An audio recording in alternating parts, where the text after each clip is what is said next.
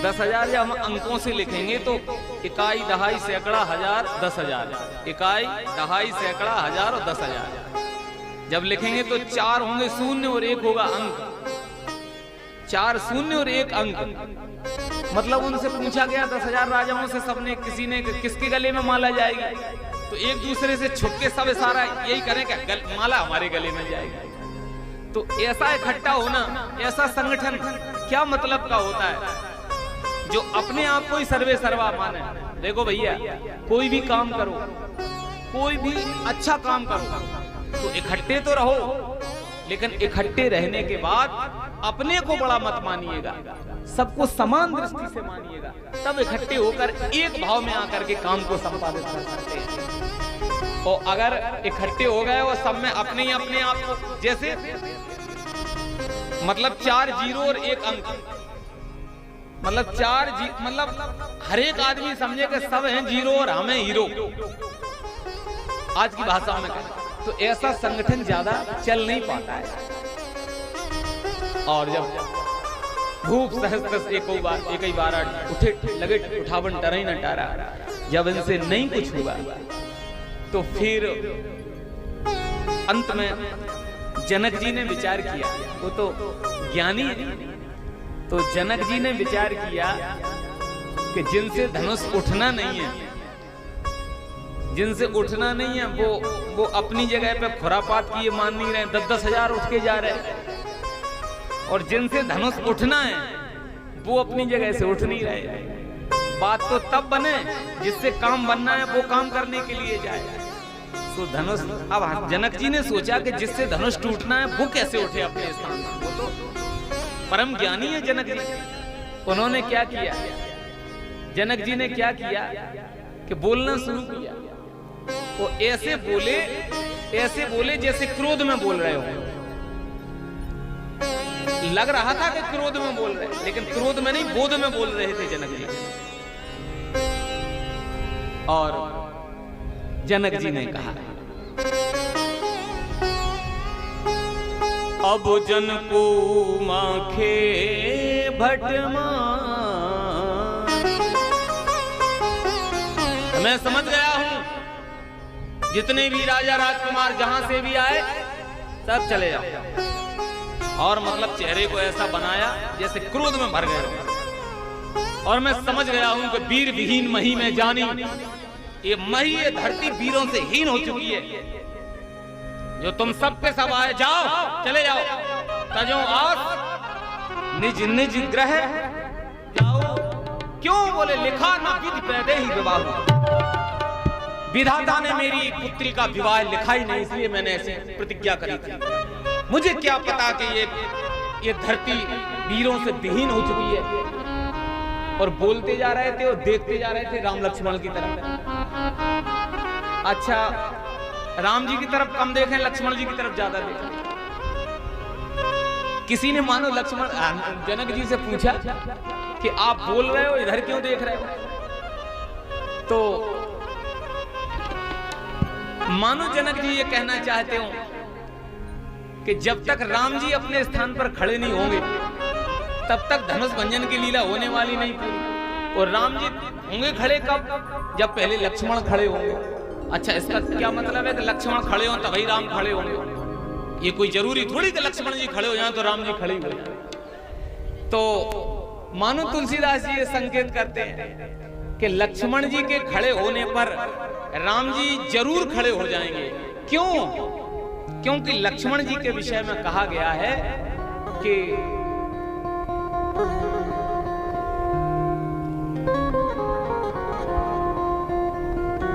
लक्ष्मण जी रघुकुल की कीर्ति के लिए डंडे के समान है। उसमें लिखा भी है, रामचरितमानस में भी वर्णन आया कि राम जी जो है वो रघुकुल की कीर्ति के पताका हैं, झंडा है, ध्वज है, फ्लैग है। तो राम रूपी झंडा जब फहराए समाज में, राम रूपी ध्वज, राम रूपी झंडा तब फहरा सकता है जब लक्ष्मण रूपी डंडा खड़ा हो जाएगा, तब राम रूपी झंडा फहरा सकता है। इसलिए लक्ष्मण रूपी डंडा जब खड़ा हो तब राम रूपी झंडे का यश फहराए। तो कहते ना रघुपत कीरत विमल पताका और दंड समान भयउ जस जाका। आप जैसे ही क्रोध में बोले कि लिखा ना विधि वैद्य ही जाओ, सब वीर विहीन हो गई है धरती। अब राम जी तो कोई ले गए तो कोई अभिमान नहीं, कोई बुरा नहीं लगा, लेकिन लक्ष्मण जी तो ये सहन नहीं कर पाए, क्योंकि लक्ष्मण जी के होते हुए और राम जी जिस सभा में बैठे, जिस सभा में रामचंद्र जी बैठे हों और सभा में कोई ऐसे कह दे कि वीर विहीन धरती हो गई है। राम लक्ष्मण जी, जनक जी ने कहा मत करो कोई अभिमान। लक्ष्मण जी खड़े हुए बोले क्यों ना करें अभिमान। और लक्ष्मण जी बिल्कुल क्रोध में भर करके जैसे ही खड़े हुए अपने स्थान पर और क्रोध में भर के बोले कि कहीं जनक कछ अनुचित बानी विद्यमान रकुल मणि जानी। हे जनक, आप जो भरी सभा में बोल रहे हो उचित नहीं बोल रहे हो, अनुचित भाषण बोल रहे हो आप।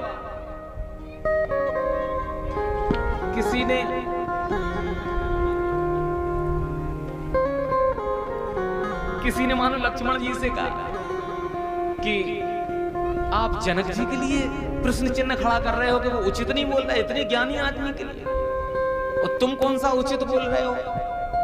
भरी सभा में आपके गुरुजी बैठे हैं, बड़े भाई साहब बैठे हैं, वो बोलते, गुरुजी बोलते, लेकिन आपको किसने अधिकार दे दिया जो आप बोल पड़े। तो तब मानो लक्ष्मण जी कहते हैं देखो यहां मेरे बोलने से ही काम चलेगा। और लक्ष्मण जी इतने बोले तो उन्होंने कहा राम जी के चरणों में प्रणाम करके कि जो तुम्हारा अनुशासन पावो कंदुक इव ब्रह्मांड उठावो। ये धनुष की तो मजाल छोड़ो, क्या मजाल है, अरे मैं पूरे ब्रह्मांड को ही गेंद के समान उठा लूंगा, ब्रह्मांड को उठा जाऊंगा पूरे को। अब भैया ब्रह्मांड को उठाने की बात लक्ष्मण जी जब कहने लगे और जब सबके सब राजा लक्ष्मण जी की तरफ देखने लगे तो कछु राजा जो गए थे धनुष उठाने उठा नहीं, और लक्ष्मण जी कहने लगे मैं ब्रह्मांड उठा लूंगा। तो कुछ राजा उनमें से कहने लगे पड़ोसी राजा से कि देख रहे हो ब्रह्मांड उठ रहा है। तो दूसरा राजा बोला यार भाई साहब ब्रह्मांड उठेगा तो अपना क्या होगा, फिर अपनी तो विडंबना हो जाएगी। तो तीसरा बोला घबरा क्यों रहा है, अरे बोले घबराने की बात है, ये वो ब्रह्मांड उठाने की बात कर रहा है राजकुमार। तो चौथा बोला यार तो उठा, तुम्हें दिक्कत क्या हो रही है, अरे बोले ब्रह्मांड उठेगा तो अपनी विडंबना हो जाएगी, अपना घर भी तो ब्रह्मांड में। तो पांचवा बोला यार तो डर क्यों रहा है, ब्रह्मांड उठाने की बात कर रहा है तो तेरा घर भी ब्रह्मांड में है, तो ब्रह्मांड उठेगा तो तेरा घर उठ जाएगा, और जब ब्रह्मांड करेगा वो तो तेरा घर धर जाएगा, तू क्यों घबरा रहा है। इतने में लक्ष्मण जी बोले नहीं नहीं नहीं, काचे घट जिमदारों फोरी, मैं पूरे ब्रह्मांड को कच्चे घड़े के समान फोड़ दूंगा। आप छठवां राजा बोला मरे, हमने पहले ही कही थी कि घरे ही रहो, तुम ही नहीं माने तो चलो तमाशा देखें, अब देख लो, अब वो कच्चे घड़े के समान फूट रहा है ब्रह्मांड। अरे तो सातवां राजा बोला यार बड़े मूर्ख हो, घर में कैसे बच जाते, अब वो ब्रह्मांड उठाता तो तेरा घर ब्रह्मांड से अलग थोड़ी था, ब्रह्मांड उठता तो तेरा घर भी उठता, और ब्रह्मांड फूटता तो तेरा घर कहां से बच जाता, वो भी फूटता, घर में कैसे सुरक्षित रह जाता तू। और लक्ष्मण जी बोलते चले जा रहे थे। इतने में राम जी ने लक्ष्मण जी की तरफ देखा और जनक जी देख रहे हैं कि अभी भी काम नहीं बना है।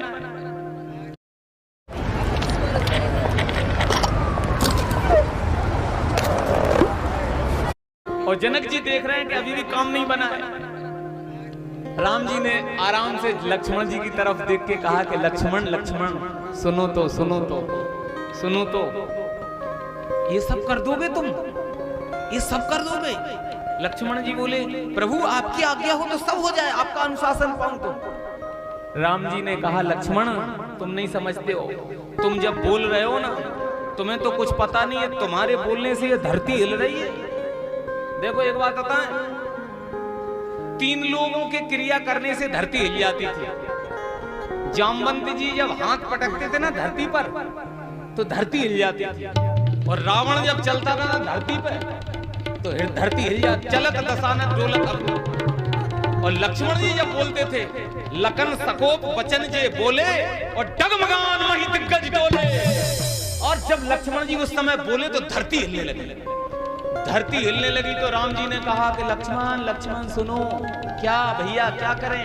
बोले तुम्हारे बोलने से धरती हिल रही है। लक्ष्मण जी ने कहा भाई साहब धरती भले ही हिल रही हो, लेकिन जिनको हिलने से काम बनेगा वो नहीं हिल रहे। दो लोग कौन? बोले ना तो आप अपने स्थान से हिल रहे हो, ना धनुष हिल रहा है अपने स्थान से। या तो धनुष हिले अपने स्थान से, आप हिलो तब काम बने। राम जी ने कहा लक्ष्मण जी से तुम्हें पता है कि धरती हिल रही है? अच्छा, लक्ष्मण जी के क्रोध करने से धरती हिल जाती थी। आजकल भी भाई साहब बहुत आदमी लक्ष्मण बन जाते हैं। वो थोड़ी कथा सुन लेते हैं कि लक्ष्मण के क्रोध करने से धरती हिल जाती थी। एक लड़का था, बात बात पे गुस्सा करता था। सो एक महाराज जी आए कथा करने। तो जो बहुत गुस्सा करता था, उसकी मैयों ने, उसकी माँ ने कहा महाराज से कि महाराज जी जैसे भी हो तैसे जा लड़का को समझा दे, बहुत गुस्सा करता है, बहुत क्रोध करता है, बात बात में क्रोध करता है।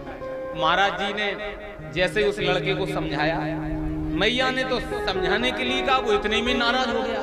तुम मेरी किसी न किसी से शिकायत करती रहती हो और मैया तुम जानती नहीं हो, इसलिए तो फिर मैं लक्ष्मण बन जाता हूँ। वो इतना क्रोध करने लगा, इतना क्रोध करने लगा, थरथर कांपने लगा, गुस्सा के मारे कपे जा रहा था। वो बोले सुनो महाराज, मैंने इनको 10 बार समझा दिया कि मेरी किसी से शिकायत मत किया करो, मुझे मैं क्रोध आ जाता हूँ तो लक्ष्मण बन जाता हूँ। वो कांपे जा रहा था। महाराज बोले रहने रहने बड़वाओ लक्ष्मण बनवे वारो। लक्ष्मण जी के बारे में जानता है तू?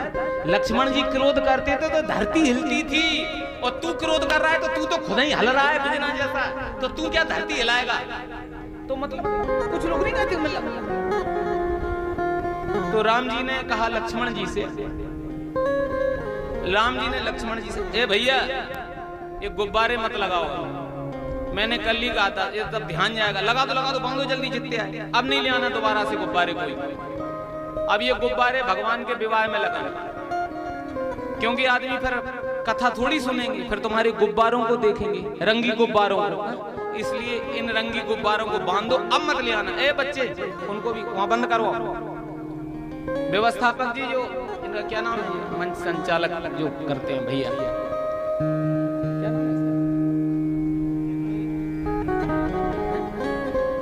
अरे नरेश जाओ गुब्बारे बंद करवा दो पूरे।